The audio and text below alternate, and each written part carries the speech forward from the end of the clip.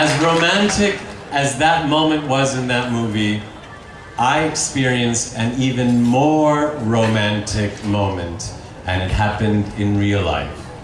And it happened in the living room of my parents' home.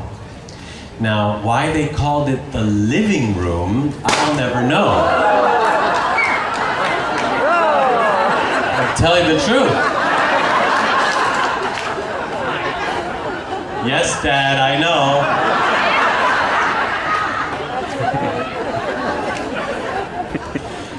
Because I was gonna say, anybody caught living in that room was gonna be dead.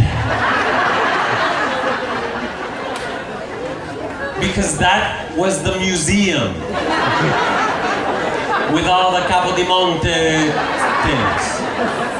And the little bombonieres. You can't turn around in the room, there's a bomboniere here and a bomboniere there. It's the room, I don't know if they did this back east over here, but in California, it's the room with the plastic on the furniture.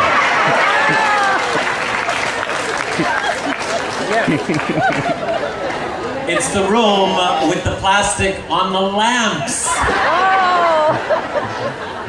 And the plastic runner on the floor. It's the plastic room. Now because I was a picciridro, wasn't allowed in that room. Okay?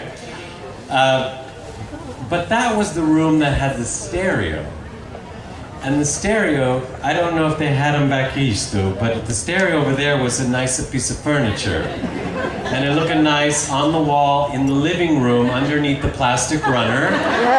And it was a little piece of furniture, started about here.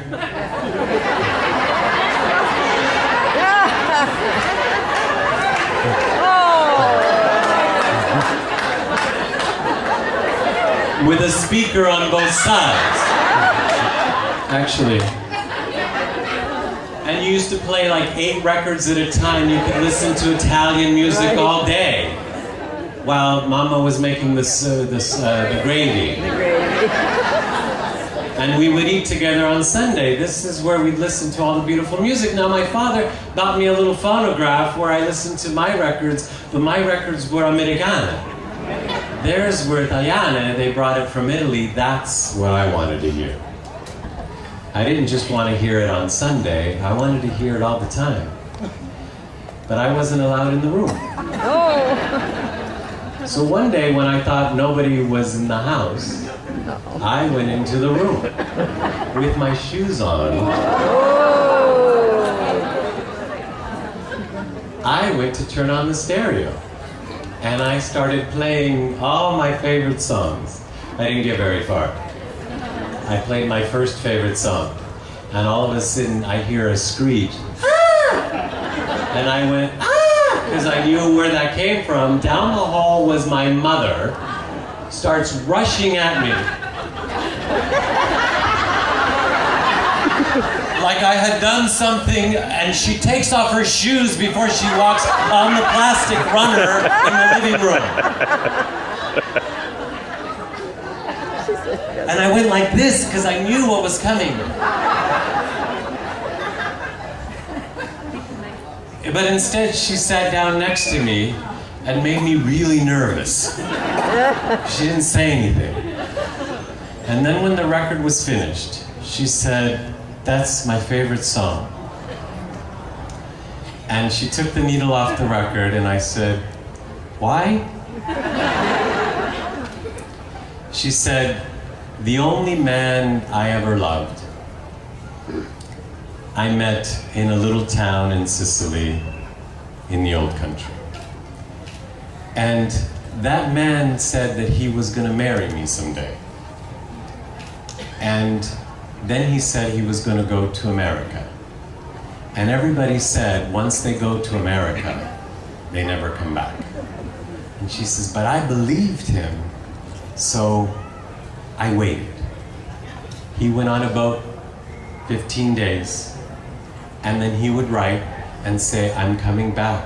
I promise I'm coming back, and I'm going to marry you someday." She waited a year. She waited 2 years. She waited 3.5 years. And 3.5 years later, she got a telegram. And the telegram said, I'm on a boat. I'll be there in 2 days. I'm gonna marry you. When that man got off that boat, he went and got her and took her to a little cafe by the water. And a song was playing as he was about to propose to her. That song was the song I was playing on the phonograph. Oh. That song was a new song at the time, very popular. He heard it on the boat ride all the way for 15 days. As a singer, he memorized it. Unbeknownst to him, after he asked for her hand in marriage, once again, he started singing the song that the band was playing, and the words were, Come prima, like the first time. Più di prima, even more than the first time. I'm gonna love you now and for the rest of my life.